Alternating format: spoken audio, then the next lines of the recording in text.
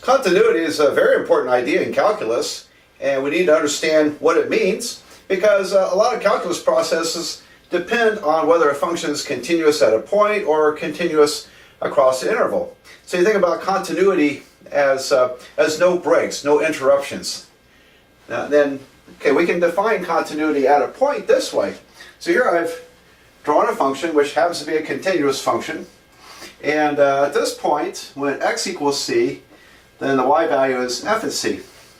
Now, if the limit as x approaches c in this function is equal to that y value, then from the left side and the right side, remember, if the limit exists, the general limit, it means both the left side limit and the right side limit exist. And so if they both converge to the same point, which happens to be the value of the function at that point, then it's continuous at that point.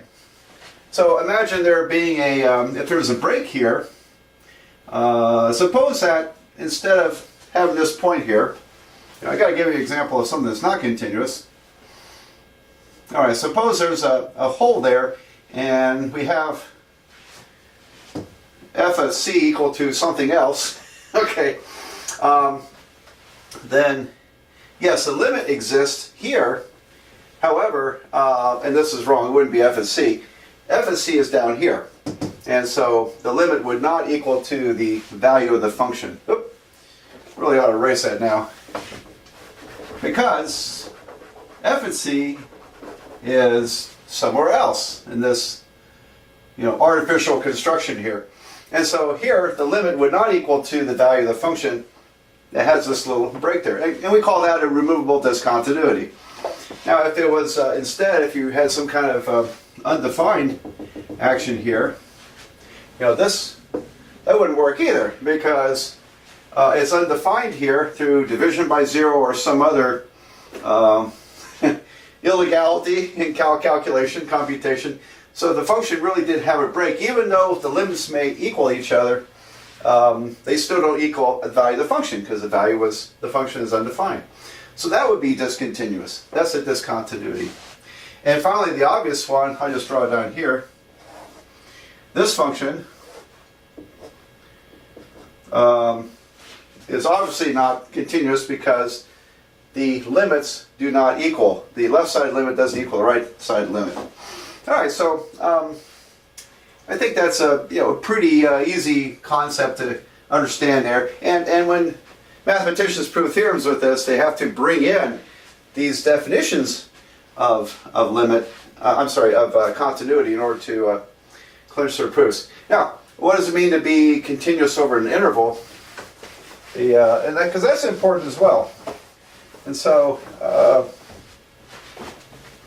the function,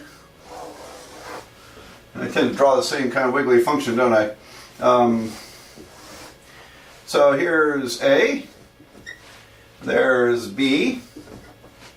Okay, so this function is continuous at all points, and in order to be continuous over the interval, the closed interval from A to B, it actually has to be continuous at every point inside, but you only have to worry about the left-hand limit, the right-hand limit here being equal to the value of the function, and the left-hand limit here being equal to the value of the function. So you could have an interruption here, or maybe the function just quits at that point.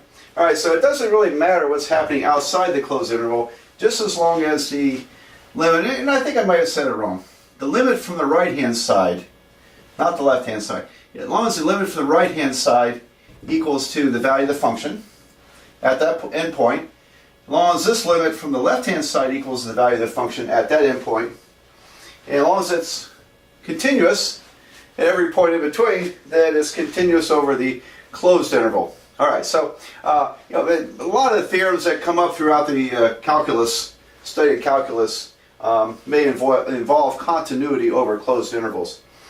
And okay, now let me throw one more thing at you. A function can be continuous but not smooth. And I can't remember if I mentioned this yet in a previous video. It certainly comes up in a future video. Here's my favorite example of this. Favorite because it's the one I remember readily. This function here. And I think I talk about this again. Alright, so this is the graph of the function y equals to the cube root of x squared. Alright, so when you square x, it's positive. Cube roots of positives are positive. So everything is above the axis. And but it's not smooth. It happens to be a continuous function. It meets all the criteria for continuity everywhere you go, especially at this unusual point here. But the derivative, when you find the derivative, we've talked about derivative, the derivative is going to be undefined. And so when the derivative is undefined, but the function is defined and continuous, then okay, you can have a continuous function, but it's not smooth. There's some kind of jagged point there where it loses its smooth character. That's kind of interesting too. So I thought I would throw that in there. What happens when a first derivative is not continuous, even though the function is continuous? Then you can get this kind of situation here. All right, so that's the idea of continuity. We'll bring it up from time to time as we work our way through calculus.